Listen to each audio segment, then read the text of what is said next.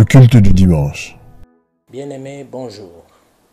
Nous sommes très heureux de vous savoir nombreux devant vos écrans, vos tablettes, vos téléphones, vos ordinateurs, vos laptops pour nous suivre encore une fois ce matin. Nous rendons grâce au Seigneur qui est le maître des temps et des circonstances, qui permet pendant ce temps que nous trouvions d'autres moyens, d'autres mécanismes pour avoir nos cultes pendant ce temps de confinement. Alors, nous voulons ce matin prier avant d'écouter la parole de Dieu. Nous allons juste nous recueillir pendant quelques instants. Prions. Père Céleste, nous te disons merci, nous te rendons grâce. Toi, le maître des temps des circonstances. Merci pour le souffle de vie que tu nous as donné aujourd'hui. Merci Éternel pour l'être et les mouvements. Merci Éternel pour tout ce que tu as fait dans ma vie, dans la vie de mon frère et de ma sœur durant cette semaine. Merci parce que tu as pris soin de nous, soin de nos familles, soin Éternel Dieu Tout-Puissant de nos biens. Tu as pris soin Éternel de nos frères et sœurs. Merci ô Dieu parce que tu ne cesses, Éternel, de nous accorder tes bienfaits. Merci encore une fois, Seigneur. Nous voulons écouter ta parole ce matin.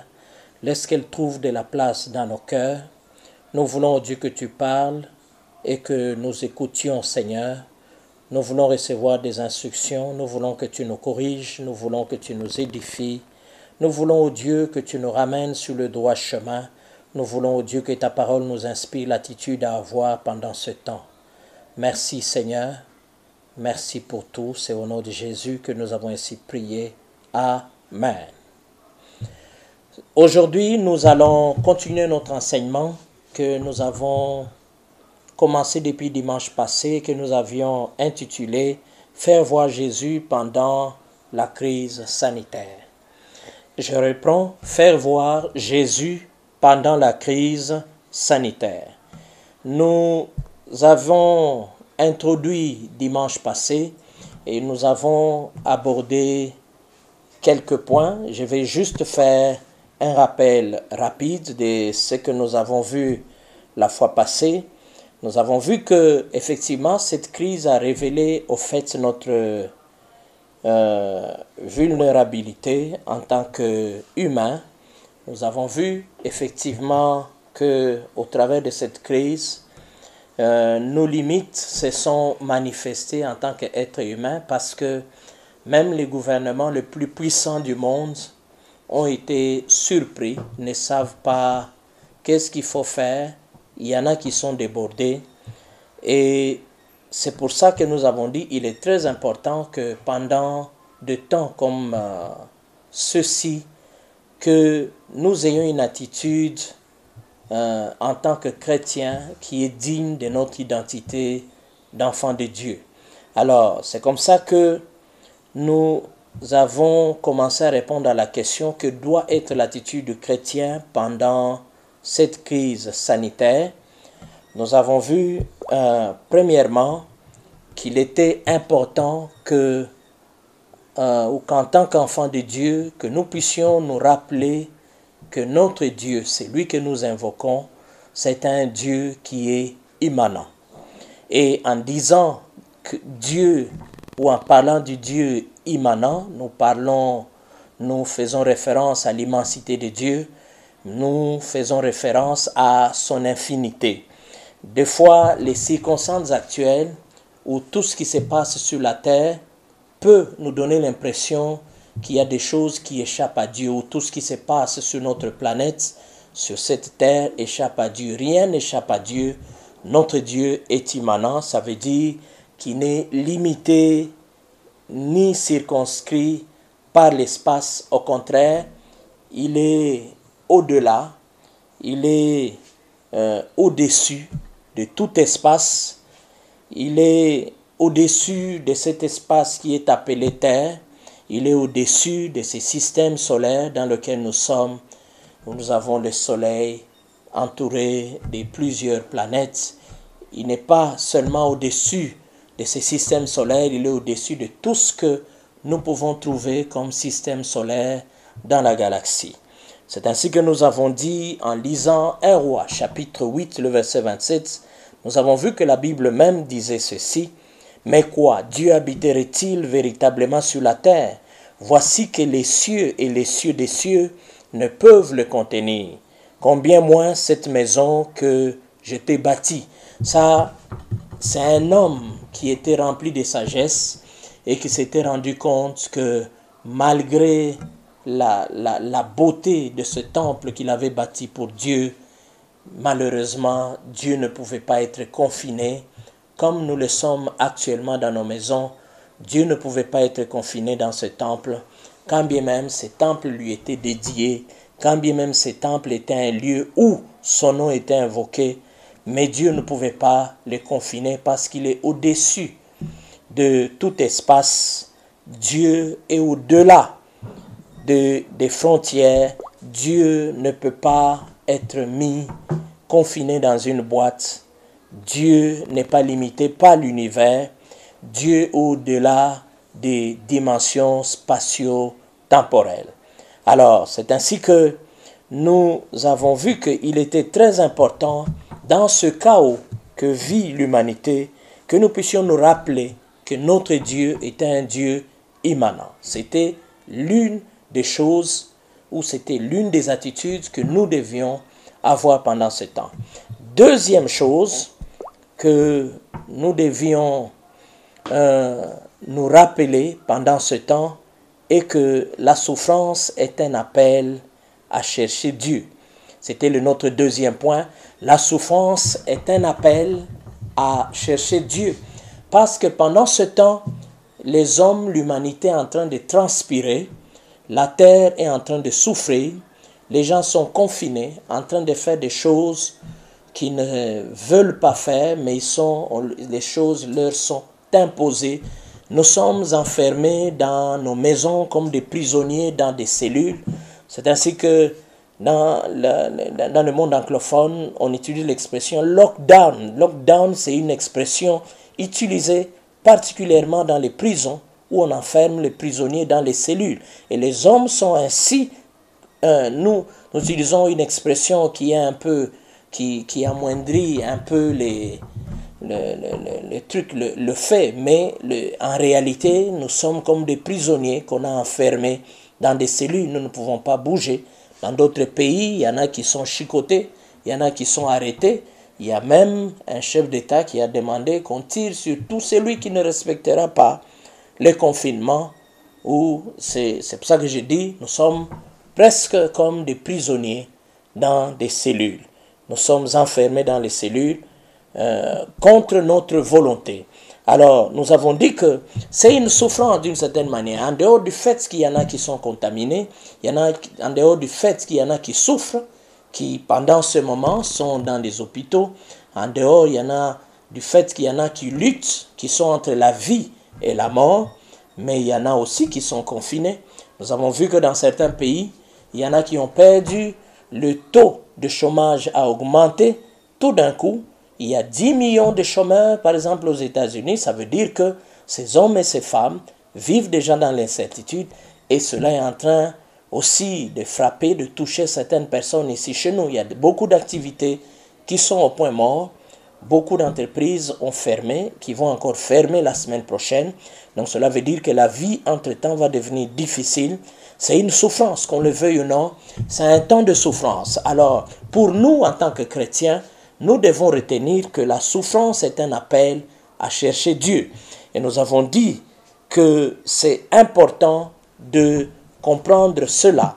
Ce temps que nous traversons, c'est un temps où Dieu, par la souffrance, appelle le méchant à se repentir et invite le chrétien effectivement à la croissance pendant ce temps.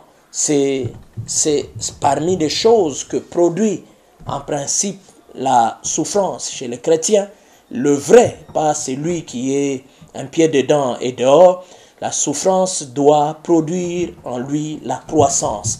Mais chez les païens, la souffrance doit amener le méchant effectivement à reconnaître qu'il y a un Dieu au ciel qui contrôle toutes choses, il y a un être suprême à qui nous devons révérence, à qui nous devons soumission, à qui nous devons tout ce que nous sommes et à qui il doit se soumettre pendant des temps comme celui-ci.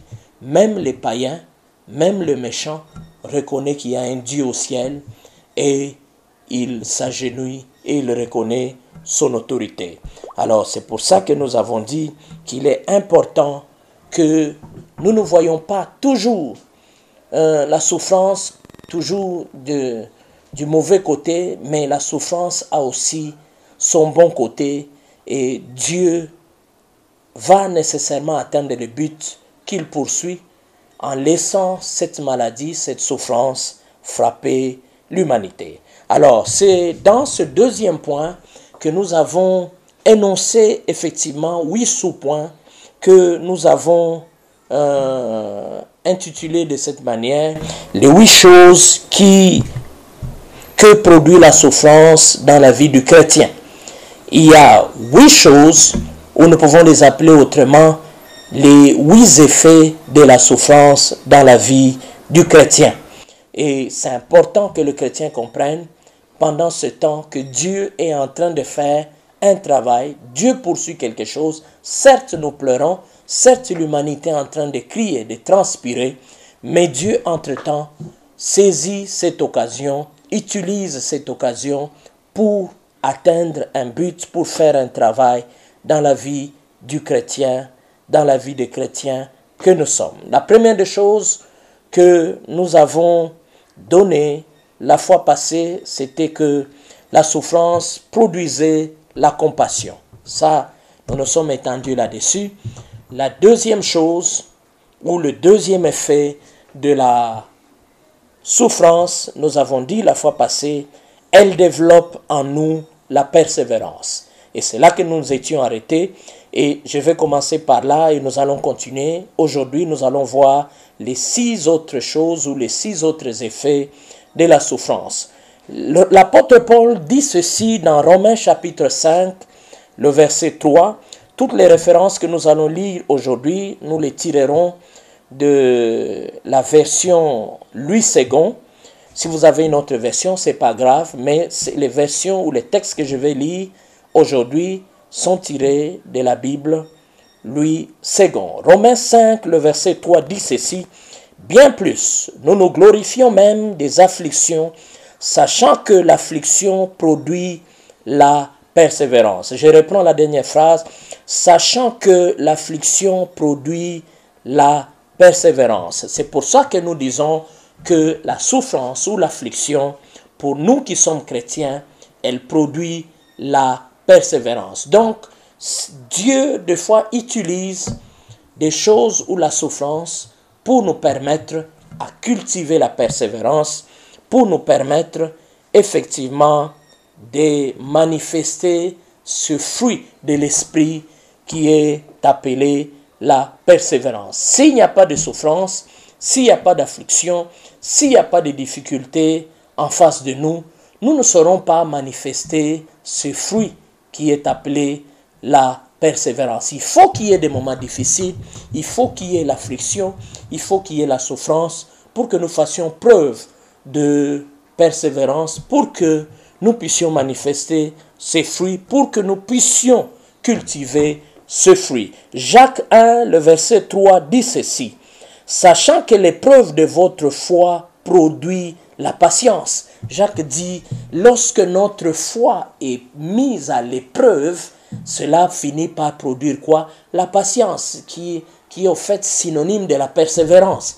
Donc, si nous ne sommes pas, notre vie, notre foi, notre croyance n'est pas mise à l'épreuve, il sera difficile, effectivement, d'éprouver, de produire la patience ou la persévérance. Alors, troisième chose que produit la souffrance dans ce temps où nous avons un appel venant de la part de Dieu pour le chercher, nous voyons aujourd'hui, nous ajoutons, c'est les saluts éternels de ceux qui assistent.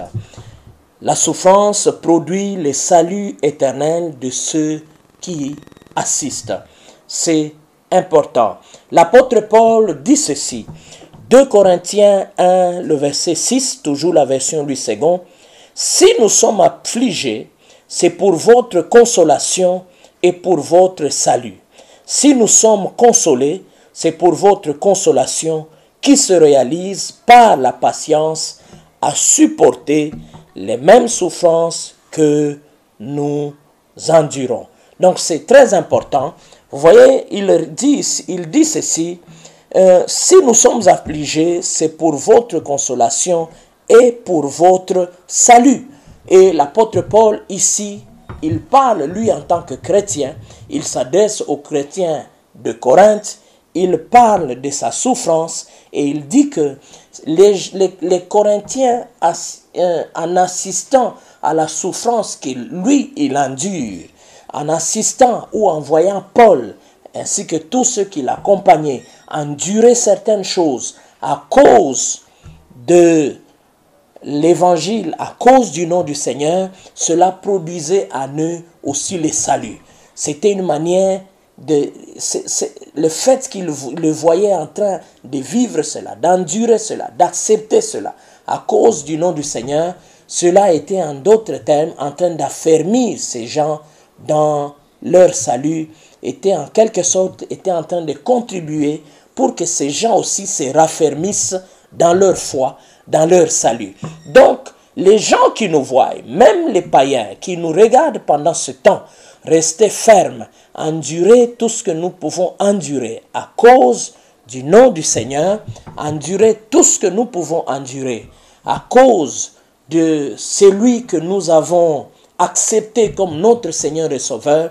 Cela, c'est un message que nous leur adressons. Ceci est plus éloquent que même les paroles que nous pouvons prononcer, leur adresser. C'est un message. C'est pour ça que pendant ce temps, il est encore important pour nous en tant que chrétiens de vivre ce temps sans murmure, de traverser ce moment que l'humanité est en train de traverser en transpirant, que nous puissions les traverser avec calme, avec joie, avec quiétude, sans murmurer, sans condamner le Seigneur, sans trop poser des questions. Pourquoi moi? Pourquoi ceci? Pourquoi nous? Non, notre silence, notre attitude est aussi un message pour les chrétiens qui sont faibles, ceux qui viennent d'arriver, ceux qui sont encore des bébés dans la foi, et même un message pour les païens qui nous regardent. Comment est-ce que nous allons traverser ce temps? Qu'est-ce que nous faisons? Qu'est-ce que nous disons? Donc c'est un message que nous lançons à tous ceux qui nous regardent. C'est pour ça que nous disons que la souffrance produit le salut de ceux qui assistent, ou de ceux, je dirais, de ceux qui nous assistent pendant ce temps, de ceux qui nous regardent. C'est l'une des choses que produit la souffrance. Nous devenons des acteurs clés, nous devenons des moyens par lesquels Dieu peut atteindre, Dieu peut affermir ceux qui sont faibles. C'est pour ça, mes bien-aimés, tenons ferme, parce que c'est un moment important où le ciel nous regarde. Non seulement le ciel nous regarde, mais le monde aussi nous regarde. Il faut que, comme disait l'apôtre Paul, que nous soyons des lettres vivantes. Il faut que les gens, au lieu que nous puissions faire beaucoup de bruit, il faut que les gens lisent Christ. Il faut que les gens lisent les saluts. Il faut que les gens comprennent les saluts. Ou c'est quoi les saluts? Par notre attitude, par comment nous allons traverser ces moments de souffrance, ces moments de crise. Quatrième chose que produit la souffrance, nous disons, elle révèle la fragilité humaine et la nécessité de se confier en Dieu. La souffrance révèle la fragilité des hommes ou des humains et la nécessité de se confier en Dieu. Nous allons lire dans 2 Corinthiens chapitre 1, le verset 8. Du verset 8 et nous irons jusqu'au verset 9. Écoutez ce que la Bible dit, c'est l'apôtre Paul qui parle et il s'adresse aux Corinthiens. Il dit ceci: nous ne voulons pas en effet vous laisser ignorer, frères, au sujet de la tribulation qui nous est survenue en Asie, que nous avons été excessivement accablés au-delà de nos forces, de telle sorte que nous désespérions même de conserver la vie. Et nous regardions comme certains notre arrêt de mort, afin de ne pas placer notre confiance en nous-mêmes, mais de la placer en Dieu qui ressuscite le mort. Vous voyez, l'apôtre Paul, il dit clairement que lorsqu'ils étaient en Asie, parce que vous vous souviendrez que l'apôtre Paul était un missionnaire, il a parcouru plusieurs villes, il a parcouru plusieurs pays dans le cadre de la mission. Et en Asie, il a rencontré beaucoup de difficultés au point où cela, à un moment donné, a failli leur coûter, et lui et à son équipe missionnaire, cela a failli leur coûter la vie.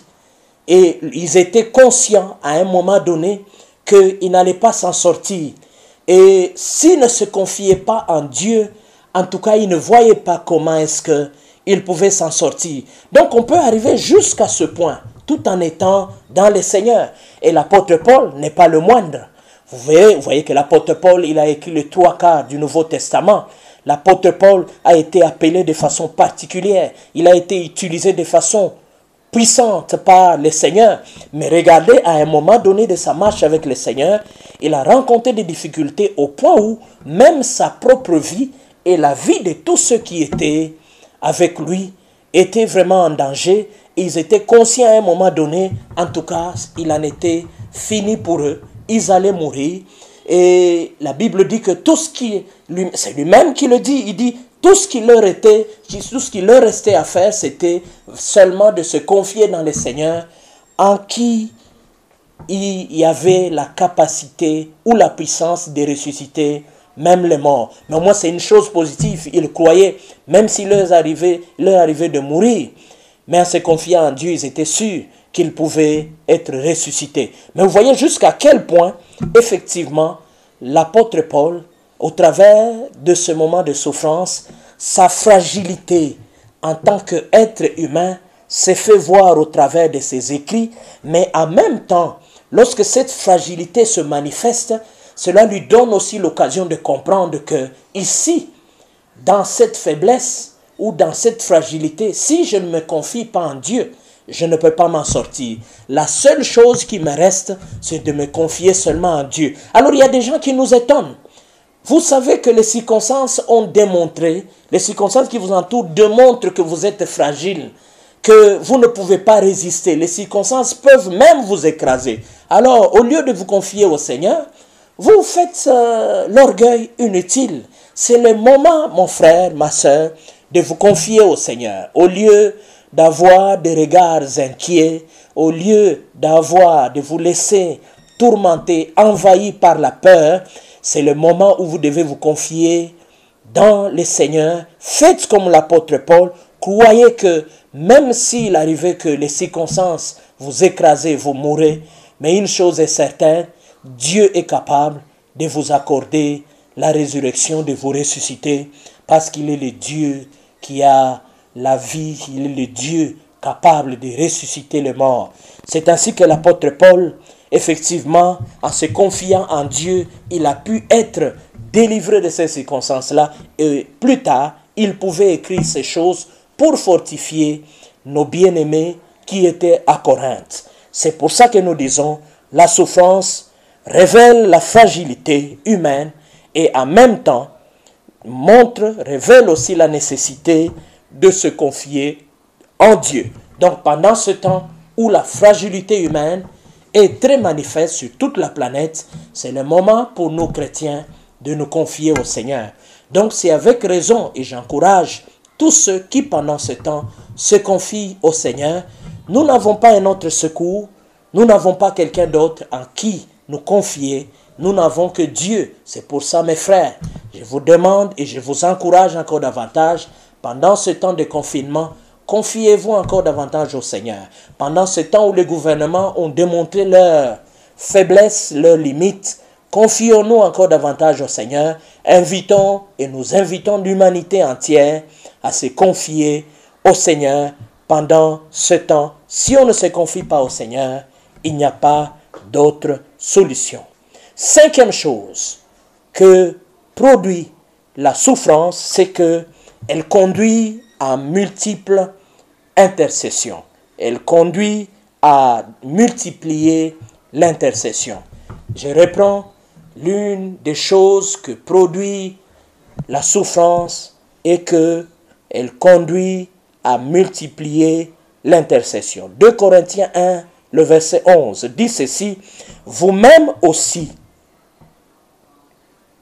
nous assistons de vos prières, afin que la grâce obtenue par nous, par plusieurs, soit pour plusieurs une occasion de rendre grâce à notre sujet.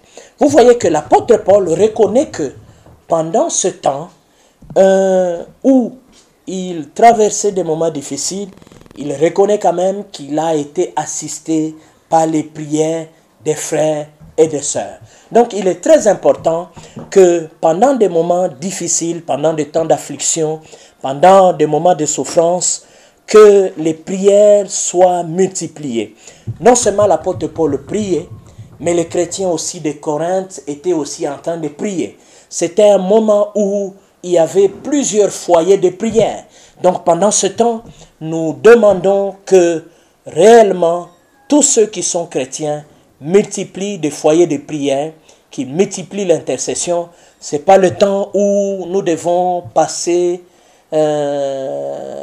nos journées en train de nous lamenter, en train de nous apitoyer sur notre sort, comme certains sur les réseaux sociaux s'apitoient sur notre sort. Certes que nos pays, nos gouvernements ne se sont pas préparés, nos pays ne réunissent pas toutes les conditions pour faire face à cette pandémie, mais une chose que nous pouvons faire pendant ce temps, non seulement c'est d'observer les conditions, les instructions d'hygiène que nous devons observer pendant ce temps, mais c'est surtout passer du temps en train d'intercéder, en train de multiplier l'intercession.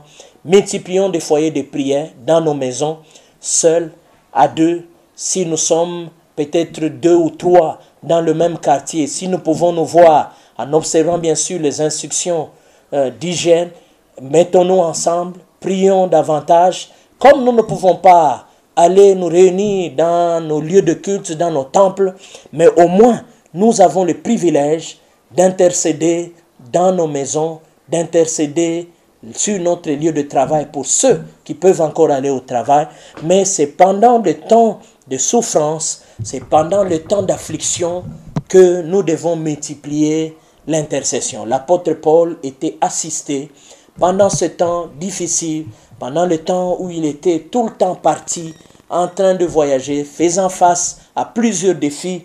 Il y a des frères et des sœurs qui l'assistaient de leurs prières. Donc nous demandons aussi pendant ce temps que nous puissions nous assister les uns les autres par les prières. Multiplions des foyers d'intercession, multiplions les prières pendant ce temps. C'est parmi les choses que l'on est censé faire pendant des moments de souffrance. Sixième chose que produit la souffrance, elle sert de prévention contre l'orgueil. La souffrance est un outil de prévention, c'est en quelque sorte une médecine préventive que Dieu utilise contre l'orgueil. Des fois, Dieu, pour nous ôter tout l'orgueil, vous savez, des fois, le confort, le bien-être peut faire en sorte que l'orgueil puisse nous monter à la tête, mais Dieu, des fois, utilise la souffrance pour nous rappeler que en réalité, nous ne valons rien. Sans lui, nous ne sommes rien. Sans lui, en tout cas, tout l'estime que les gens nous accordent ne servirait à rien. Et c'est ainsi que l'apôtre Paul dit encore, dans 2 Corinthiens 12, le verset 7, il dit ceci: « Et pour que je ne sois pas enflé d'orgueil, à cause de t'ai mis une écharde dans la chair, un ange de Satan, pour me souffleter et m'empêcher de m'enorgueillir. » Je sais que sur le plan théologique, il y a plusieurs interprétations au sujet de l'écharde. Il y en a qui parlent même de la conjonctivite, il y en a qui parlent réellement de quelque chose ou d'une maladie quelconque dans la chair de l'apôtre Paul. Mais, quel que soit ce qu'il y a eu, mais une chose est certaine, c'est que l'apôtre Paul s'est rendu compte que malgré l'excellence de toutes les révélations qu'il avait, à un moment donné, il a eu un problème dans son corps, il a eu un problème en lui-même qui l'empêchait de bomber la poitrine, de se taper la poitrine, d'être orgueilleux. Il s'est rendu compte que malgré ce qu'il avait comme révélation, malgré tout ce qu'il pouvait dire, malgré les appréciations que les hommes avaient, malgré l'étonnement que tout ce qu'il disait pouvait apporter ou créer autour de lui dans son environnement, il s'était rendu compte que dans son corps, il y avait quelque chose qu'il ne pouvait pas maîtriser, et cette chose en lui rappelait chaque fois que tu n'es qu'un homme, tu ne vaux rien. Cette chose le mettait tellement mal à l'aise qu'il se rendait compte de sa petitesse, malgré la grandeur, malgré tout l'étonnement, que toutes les révélations, malgré tout ce que son discours pouvait provoquer, il s'était rendu compte qu'il ne valait pas la peine de s'enorgueillir, il ne valait pas la peine réellement d'être orgueilleux, il n'avait qu'à s'abaisser, à se rendre petit, parce que c'est Dieu qui mérite la louange, c'est Dieu qui mérite réellement d'être élevé, c'est Dieu qui mérite réellement d'être glorifié. Des fois, l'homme a tendance à prendre la place de Dieu, surtout lorsque l'homme a réussi à vraiment réaliser de grandes choses dans la vie. Il a tendance, et des fois l'entourage peut même te conduire à cela, à penser que tu es devenu un petit Dieu. Comme j'aime bien le dire, tu es devenu vice-Dieu. Tu peux décider, tu peux dire certaines choses, des louanges, tout ce que les gens te disent, tout ce que les gens, des appréciations, des acclamations, peuvent t'amener à croire qu'au-dessus de toi, il n'y a rien. Peuvent t'amener à croire que tu ne mourras même pas. Mais Dieu, des fois, en permettant que nous passions par des moments de souffrance, ceci nous rappelle que nous n'avons pas à être orgueilleux. Nous ne sommes que des hommes avec des faiblesses, avec des limites. Et l'apôtre Paul a compris cela. Il a compris que Dieu a permis cela pour qu'il ne puisse pas devenir orgueilleux à cause de toutes les révélations du travail que Dieu avait accompli ou accomplissait par lui. Septième chose que produit la souffrance dans nos vies ou dans la vie du croyant, nous disons, elle favorise la mort du moi et la manifestation de la vie de Christ. La souffrance favorise la mort du moi et la manifestation de la vie de Christ. La première partie de cette assertion est un complément à ce que nous venons de dire au point 6, parce que effectivement la souffrance vient faire taire notre moi, notre orgueil, le jeu. C'est important à un moment donné que notre moi puisse se taire, parce que notre moi, lorsque nous accomplissons seulement des petites choses, a tendance à se manifester, a tendance effectivement à se faire voir et à étouffer la vie de Dieu qui est à nous. Alors, la souffrance des fois vient pour effectivement mettre à mort, faire taire, imposer silence à notre moi et à permettre à la vie de Dieu, à la vie de Christ qui est en nous de se manifester. Où les gens ne savent pas des fois être devant les foules qui les adorent, qui les adulent, parce qu'il y en a qui sont devenus comme des petits dieux, qui a tellement la culture de la personnalité ou de la personne dans certaines églises que la souffrance, ce qui se passe dans le monde, vient un peu calmer les ardeurs de certains hommes de Dieu que nous sommes, parce que vous n'êtes devant personne, personne ne vous acclame, personne n'apprécie, personne n'est là pour crier à haute voix. Des fois, Dieu permet certaines choses pour calmer les ardeurs des hommes et des femmes sur la planète Terre où il nous a placés. L'apôtre Paul dit ceci dans 2 Corinthiens 4, le verset 7. Nous portons ces trésors dans des vases de terre, afin que cette grande puissance soit attribuée à Dieu et non pas à nous. Nous sommes pressés de toute manière, mais non réduits à l'extrémité. Dans la détresse, mais non dans le désespoir. Persécutés, mais non abandonnés. Abattus, mais non perdus.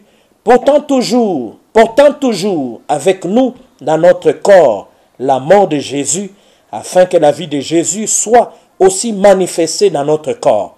Car nous qui vivons, nous sommes sans cesse livrés à la mort à cause de Jésus, afin que la vie de Jésus soit aussi manifestée dans notre chair mortelle.